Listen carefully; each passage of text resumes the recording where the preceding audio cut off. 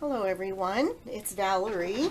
This is my number 4 video. So again, I'm still learning, so bear with me, but I have a couple things I want to share with you. First of all, this is really thick chipboard. This is what I use for my book covers, but I wanted to show you how I get a surface like this smooth without bubbles, because I think it's really hard. I had to figure it out. It took me a while because I'm not all that swift sometimes, but I work on it. Anyway, this is how I do it. So here's my image, and normally I would put, I would print this out on much heavier cardstock. This is just a quick toss away, so I can show you how I do it. But actually, how I do it is, so my image is here, and I know this is the size that I've cut for this size of image, and I want to line it up like this, and I fold it like that, and on all 4 sides, you know. Okay, so now I know it's centered because I've centered it up with the photo. Then I take my scissors, and just like you do, you know, I cut the corners, and after all 4 corners are cut, then I turn it over like that. I put my cardboard back on it, and now I know if I go by what the folds are, it's centered, and I can do it like this. And now I know that goes right like that. So then I come back to this piece. I get my Mod Podge, and I goop it all up really, really, really, really thick. And I tamp it like that. Now it's all gooped up, and now my image is like that. I'm going to turn it over, and my wet board goes down, and I center it. Even if you wanted to draw a line to make sure, you could with a pencil lightly. So I go ahead and I do that, and I get it all righted. Then I fold it all over, and remember, these are all 4 supposed to be cut. I'm just trying to do this quickly. Okay, then I glue this part. Okay, so, but nothing in the center. All I'm doing is gluing this image on to the chipboard. And let's just pretend that's all done, and it's done correctly. Now I turn it over, and now it's going to be wet. Okay, but pretend it's all together. We're back to this, but pretend it's all on there.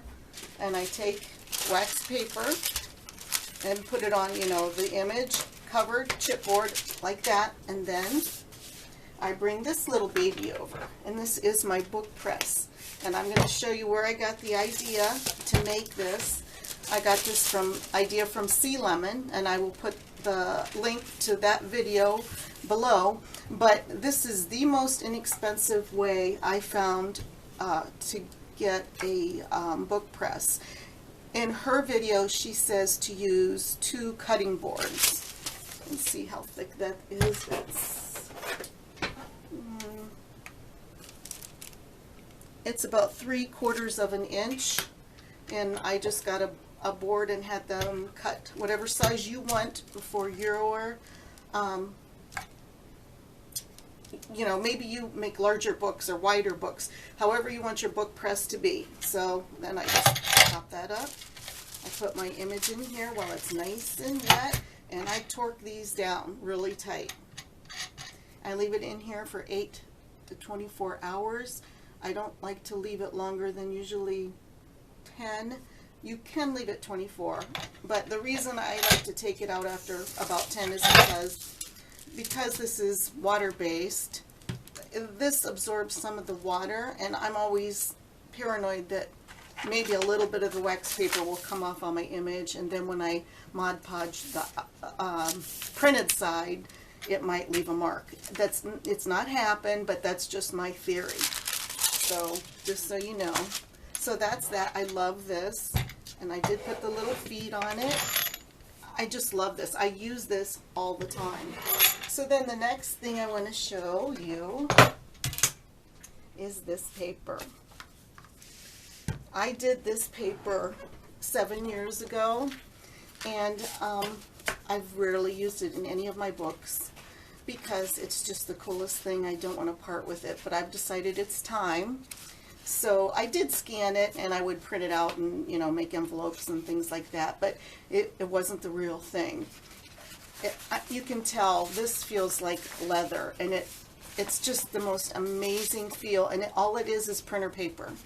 But I dyed it with balsamic vinegar, and I will put the link of the tutorial that I found 7 years ago. A gentleman does them, and first he talks about red wine vinegar, which I have not done because that wasn't the...